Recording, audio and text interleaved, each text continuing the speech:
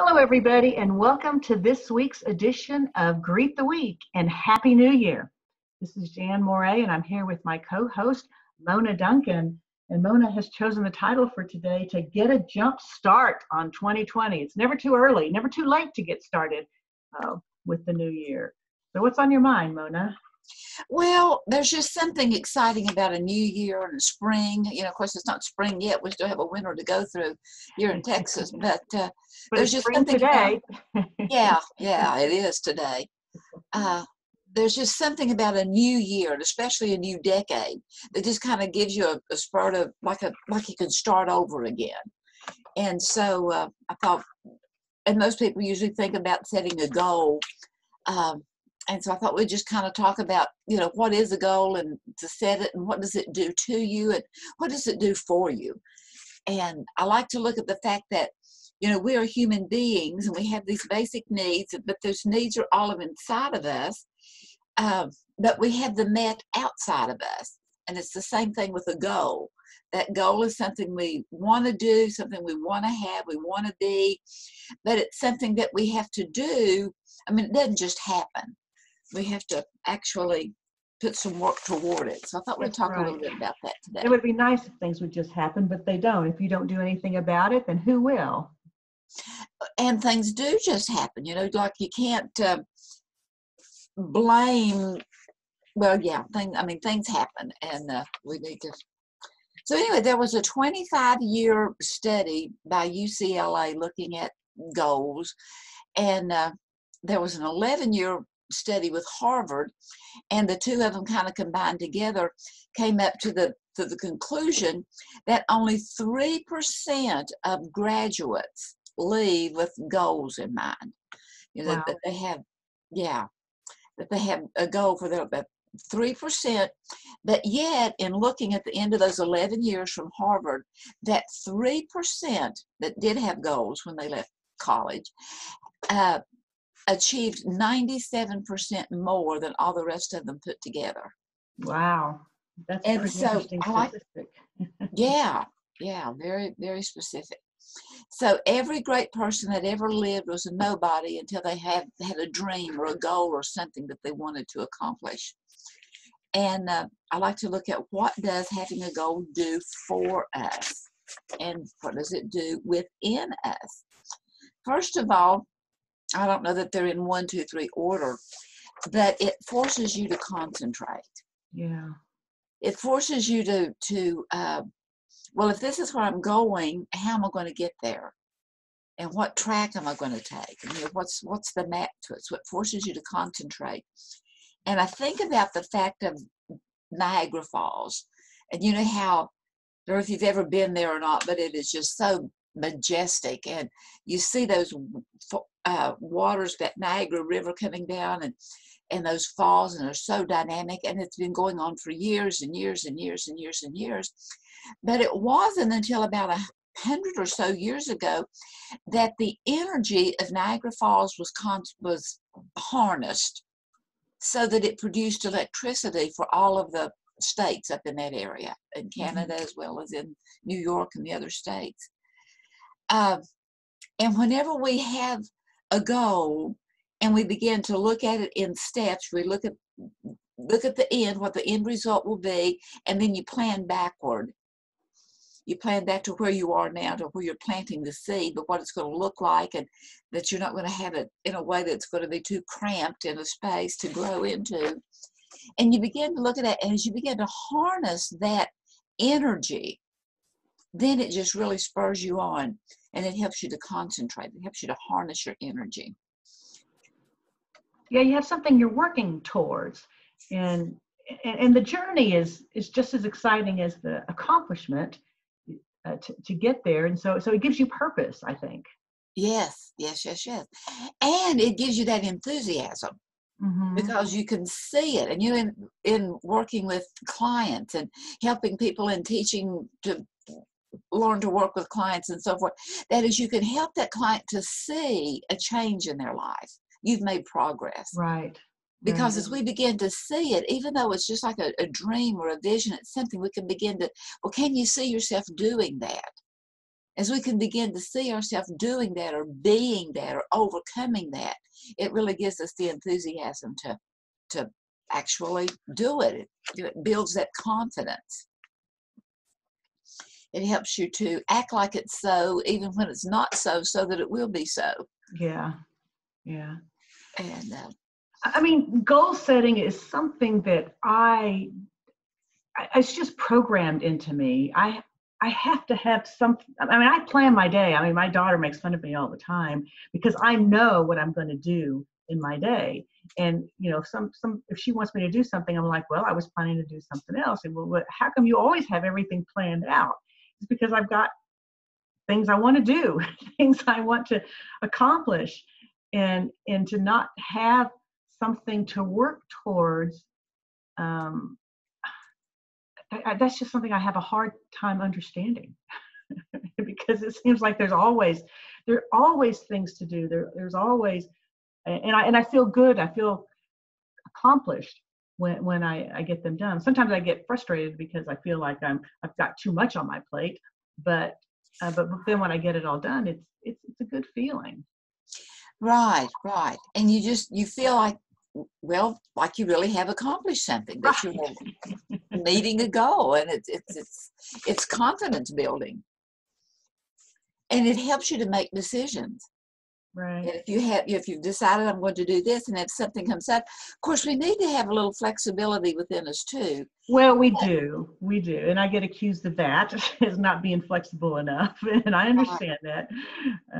But you're right. Yes, you do need to have some flexibility. It's a both and. It's Right. having that, because that having those goals set and what you are going to do to accomplish in this period of time gives you a staying power, and it gives you able to say yes to an opportunity and no to something that would, take away from that opportunity. And so it does help you to make decisions, but it's being flexible enough that you can. I like to look at things that I haven't planned for myself, that kind of comes about, that it's like a divine appointment that I just didn't have I didn't get a Yeah. previous notice, and it wasn't on my list of things to do. However, even though I want to make room for it and to see what the deal is, maybe do something with your daughter or whatever, or let a client come on in and spend extra time with them, but it doesn't mean that you can come in and just camp out. Mm-hmm. And that I've just given the rest of my day or the rest of my time completely to that particular thing. So, in having a goal will also help you to do that. It'll help you to set those boundaries and have those. Right. Because you have some time reserved to do that thing, and this is keeping you from doing that. Which doesn't mean that you don't ever alter your plan. People have needs, and you want to be supportive and helpful, but you have your needs too of things that you want to get done. Right.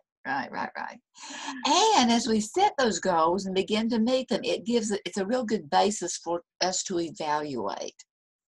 If you just have this idea, well, I want to do this, I'm going to do that, but you haven't set down any particulars, how much you need to save in order to buy that new refrigerator, or if you haven't made any kind of a plan as to how long it will take to, you have the plans to build a house, but it's not going to happen overnight. There's a lot of things that's involved in that. You have to make a lot of decisions, yes. Yeah. And as you begin to look at that and then make some concrete steps toward it, how to get there, then you have something that you can evaluate against, because this is where I want to be, and this is where I am. So it gives you a leeway there to look and see where you're going. And then, of course, we always need to look at maybe some things that, I know a lot of people think about goal setting as being managing your time. And the fact of the matter is we can't manage time, because time just keeps going on. It does. But we can use it more effectively. Yeah. Well, I was working on something the other day because I've got something I want to finish, and it's just keeps getting stretched out because I haven't made it a priority. And so I decided to make a little schedule, with little goals and said, I'm going to get this done by this date, this done by this date, because I have a date 3 months out that I pretty much have to get something done by. And so how can I work backwards to do it? And so that way it gives me something, you were talking about, having tools, and that's something that I could use to help keep me on track so I can finish it when I need to finish it instead of being rushed at the end or not finishing at all. Right, exactly. Yes, we do need to have those tools. And one of them is to look at what the amount of time is in which that goal is to be completed. Yeah. And then, see the end result of what you're wanting, but how long does it take for that seed to grow, or for that order to come in, or for that building to be built, or to get the information out to people, and looking at what goals can do for you. And so some things to look at in setting goals is that it needs to be believable. Now, still dream big, have it a challenge, but believe that you can do it. Because Right. if you set something that it's so outrageous and you don't believe that it's really within you, it may have been an entertaining way to spend the afternoon, but it's not going to motivate you to bring it into being. Right. In fact, it might frustrate you because it's so big, you don't know where to start. Exactly. And it needs to be written. It needs to be made more concrete. You need to put it down, speak it into existence by putting it where you can begin to see it. Maybe draw a little picture of it, or write it down, make it tangible. It's a way of making that dream come more into a reality where you can see it here and now. Or tell somebody about it so they know, so they can be an accountability partner for you. Exactly. Tell them about it. It needs to be something that you can measure. Sometimes people say, well, I have a goal to be rich. Well, what is rich? What does that mean? Yeah. Rich, has a lot of different definitions to it. And if you if it's so nebulous out there, you may already be accomplishing it and you don't know it. Right. Because you haven't given yourself a good definition of it. And that's also an opportunity to self-evaluate, because you may set a goal of what does it mean to be rich. And then when you get there, it's like, okay, am I any happier? Do I feel any better because of this? Is this really what I want? Am I missing out on something because I'm so focused on earning money? Yeah. And was I thinking that rich would bring me happiness, when the fact of the matter is, I can be happy with a few extra bucks in my pocket as opposed to, 1,000. Because it's not that in of itself that is fulfilling and that is completing. If we make things just to be the goal, then we've given up the essence of who we are. Mm-hmm. So, and then we all need to have a strategy. You have to have the nuts and the bolts to it. You need to know something concrete, what you're going to build it with. A goal has to be personal. It has to be something, not what someone else wants you to do, but what you want to do. Yeah. And it doesn't mean that you're going against what someone else wants you to do necessarily, but it has to be personal. It has to be something that resonates with your very core being. It's something that needs to be challenging. Right. Don't put down a goal of something that you're already efficient in. Yeah. Keep on continuing that, as we talked about a couple of weeks ago, have that continuing growth and become better and better and better at something, to always progress. Yeah, that's a problem sometimes, though, with setting goals, is you don't let go of the old ones. You don't let go of the old new habits that you created, but you keep doing them, so you keep adding things. But hopefully it's helping to make you more efficient, and your life is more fulfilling by adding. But then you can also take a look at things, is this serving me anymore? Do I need to keep doing this? Exactly. And the fact that sometimes in setting a goal, you can get down really to the minutia, do down to the minute stuff. I know, I can't remember how long ago it's been, but in writing, and I had an accountability partner. We met once a month and shared our goals and what we had done, and, to be accountable to each other. And I had a goal of writing 500 words a day. Okay. Just writing this, to get into that habit of doing it again and again and again. And so I would get you to put that down, and I went on up to 750 and that kind of stuff, and just write that many goals. And all of a sudden it dawned on me, what, because once it becomes a habit, take it off your goals chart. Yeah. Because then you can become so rigid with doing that you don't flow in it. It's a So chore. once a goal that you have set has become a habit and it's taken on a life of its own, then go with it. And adjust it. It doesn't have to be the 500. Right, exactly. It can be more, it can be less, but it's right. That's something that's challenging, that's going to get you out of bed in the morning. That's going to, you're not going to dread, oh no, another day. Or it helps you to think about, okay, what am I going to write about today? What am I doing that's interesting? Right. What's going to be the key thing in that 500 words or whatever? And it needs something that's going to be transforming. It's going to change you from who you currently are while being true to who you are at your core. It's going to help you to be a better you. It needs to be something that is inclusive. Now, we've already talked about it being personal, but it is personal, but it's got to be inclusive in that others are going to want to join you and come along and be a part of it. It's something that will benefit not only you, but your family and the community and the world at large. And then another thing that's really important in goal setting is looking at an exit plan, as in knowing when you've reached that goal and whenever it's time to either go another goal or release that one to someone else. And in writing your goals, you always want to put them down because we're starting with the end in mind. We're looking to see what it's growing into, what it's building into, what's going to become, looking with the end in mind. So as you are writing those goals, you write them in present perfect tense verbiage. You put them I down. am doing this. I am a business owner. I am a world-renowned speaker. I am. You write it in present perfect tense verbiage. Because, see, it has to be a going goal, a doing goal, not a stopping goal. Sometimes people write their goals of, I want to lose weight. Well, how about I want to be healthy?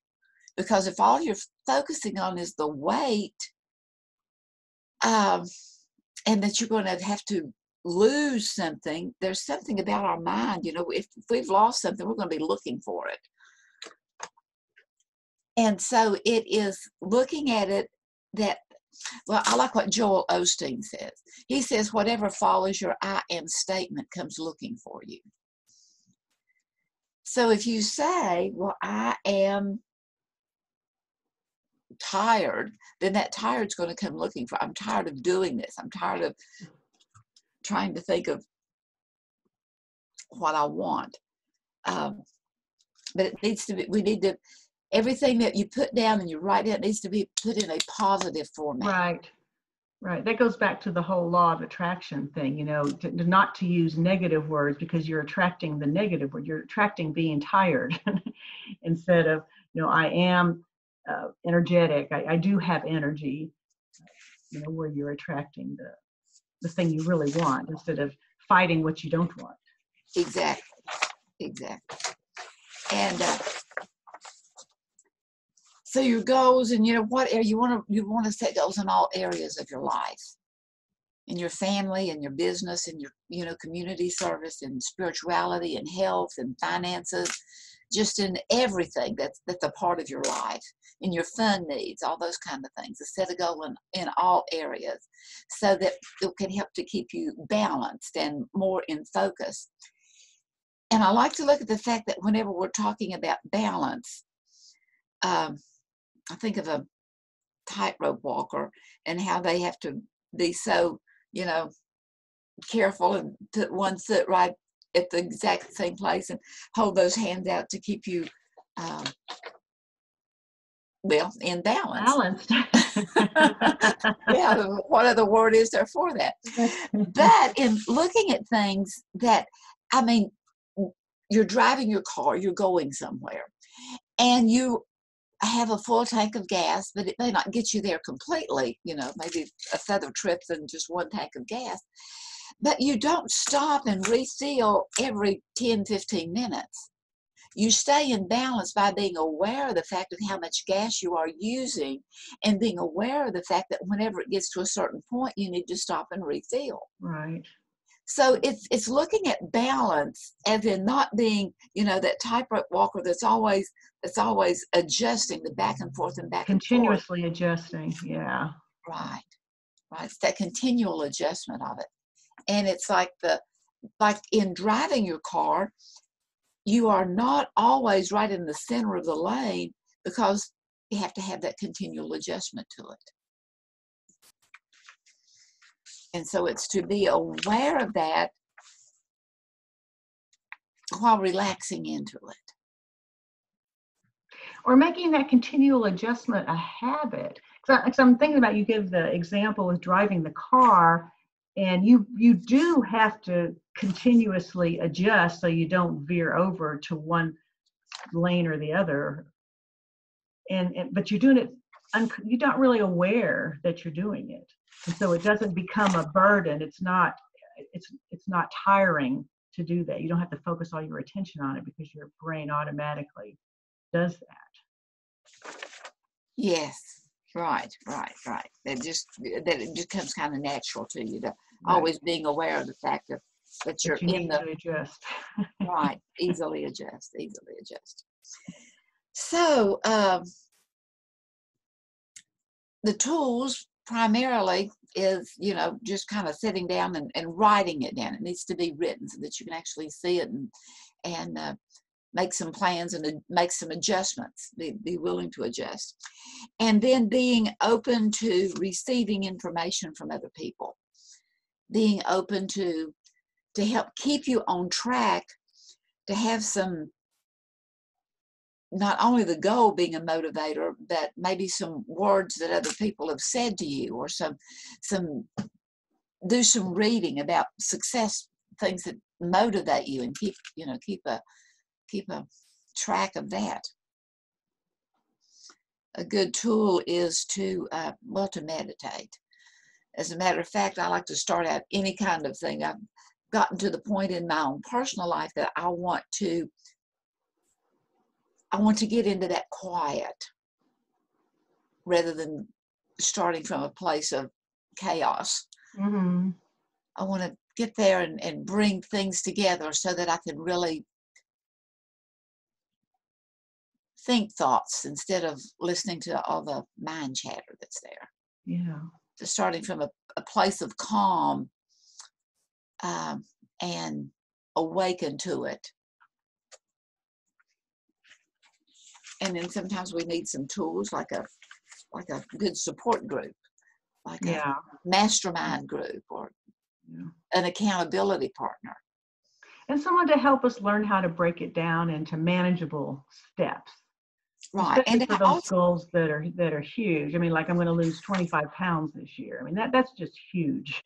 We need to do it, and maybe not even to learn what to focus on, because when you're focusing on the weight, then that's not something you directly have control over, but you do have control over what you put in your mouth, what you cook, what you have around the house. And so to really understand what to focus on in order to achieve the goal that you want. Exactly. And then instead of losing weight, I know thankfully I have been able to lose quite a bit of weight over the past several years. And I was just looking at it at releasing. Mm-hmm. Because if you're going to release it, because I'm not looking for it. You're not. I'm sure somebody else has found it, but you don't need to get it back, right? That's right. But setting a goal and kind of knowing where you go, it gives you direction, and it helps you to evaluate where you've been, and gives you some ways to look back and to see what progress you have made, that in itself can be encouraging. And never shall forget my daughter. I can't remember what I said that prompted her to say the fact. She says, "Mom, you really have accomplished a lot." Yes. And if we can just really begin to realize that you know, you have accomplished a lot. It may not have been what was on the list itself, but there were maybe things that was not ever on the list that you accomplished over and above that. Right. And just had that self-satisfaction and that knowing that Those positive things that just happened because of everything else you were doing. The things you weren't really focusing on doing, yet happened anyway. Exactly. So, you know, keeping on track, look at your goals every day or frequently, maybe not every day, but definitely frequently. And I like writing them down.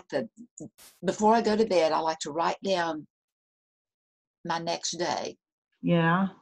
And then getting up and kind of, looking at the most important, because I've listed them in order of importance. I've also listed them in order of time schedules. Some things they take on a more important simply because they're first thing in the morning. Right.